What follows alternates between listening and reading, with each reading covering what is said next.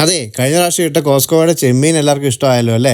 അപ്പം ഇത് ഞങ്ങൾ കോസ്കോയിൽ നിന്ന് മേടിച്ച പോർക്കാട്ടോ. പോർക്കിൻ്റെ ഷോൾഡർ പാർട്ടാണേ. ഷോൾഡറിൽ ലെഗും ആട്ടോ ഞങ്ങൾ സ്ഥിരമായിട്ട് മേടിക്കാറുള്ളത്. ഞാൻ ആദ്യം UK വന്ന സമയത്ത് നാട്ടിലെ പോലെ പോർക്ക് ബിസിലൊക്കെ കയറ്റി, അതായത് നമ്മുടെ കുക്കറിനകത്തിട്ട് 2-3 ബിസിലൊക്കെ എടുത്ത് കഴിഞ്ഞപ്പോൾ ഏതാണ്ട് പോർക്ക് പായസം പോലെ ആയിപ്പോയായിരുന്നേ, അവിഞ്ഞു പോയായിരുന്നു.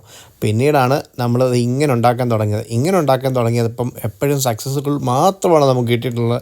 അപ്പോൾ നിങ്ങൾ ഇങ്ങനെയാണോ ഉണ്ടാക്കുന്നതെന്ന് ഒന്ന് നോക്കിയിട്ട് പറയണേ, ഇല്ലെങ്കിൽ ഇങ്ങനെ ഒന്ന് ഉണ്ടാക്കി നോക്കണേ. സവാളയും കുഞ്ഞുള്ളിയും പച്ചമുളകും തക്കാളിയും ഇഞ്ചി വെളുത്തുള്ളി ഇത്രയും സാധനങ്ങളൊക്കെ നല്ലപോലെ അരിഞ്ഞിട്ട് നമ്മുടെ അരിഞ്ഞു വെച്ചിരിക്കുന്ന ബീഫിനകത്തേക്ക് അങ്ങോട്ട് ഇട്ട് കൊടുക്കണേ. പൊടികൾ മഞ്ഞപ്പൊടി, മല്ലിപ്പൊടി, ഗരം മസാല, മീറ്റ് മസാല, കാശ്മീരി ചില്ലി ഇതെല്ലാം സാധനങ്ങൾ ഇട്ടിട്ട് നല്ലപോലെ കൈ കൊണ്ട് മിക്സ് ചെയ്യണം. കുരുമുളക് പൊടി ചേർക്കാൻ മറന്നു വയ്ക്കരുത്, ഉപ്പും ചേർക്കാൻ മറന്നു വയ്ക്കരുത്.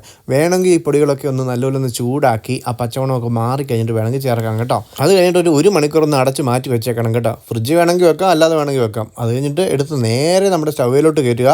അവിടെ ഇരുന്നിട്ട് ഒരു മീഡിയം ടു ലോ ഫ്ലെയിമിൽ അങ്ങനെ ഇരുന്നങ്ങോട്ട് വെന്തോട്ടെ. ഇടയ്ക്കൊന്ന് ഇളക്കിക്കൂടെ കൊടുത്തു കഴിഞ്ഞാൽ നല്ല അടിപൊളിയായിട്ട് വെന്ത് നല്ല ഗ്രേവിയൊക്കെ കുറുകിയ രീതിയിൽ നല്ല പോർക്ക് കറി കിട്ടും കേട്ടോ.